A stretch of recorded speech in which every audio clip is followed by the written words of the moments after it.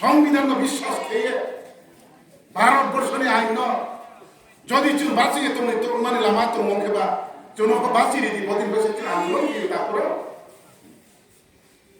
আমরা চুন যতন সাব আমি এখন সাব হয়ে আমি ললিত বাবুনা গতকালকে আমরা ফিশারি ডিপার্টমেন্টের আমাদের এই দেও নদীতে ফিশারম্যান বা জেলেরা বেঁচে থাকার জন্য ওনাদের রুজি রোজগারের উপায়ের জন্য 50,000 পোনা মাছ আমরা নদীতে ফেলেছি।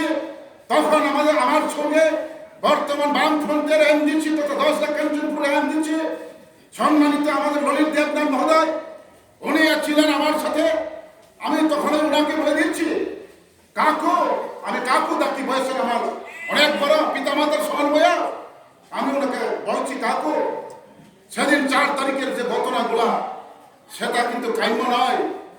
কেননা জনজাতিরা ওনাদের জায়গা, ওনাদের বাসস্থান, ওনাদের সব কিছু ছেড়ে দিতে হচ্ছে।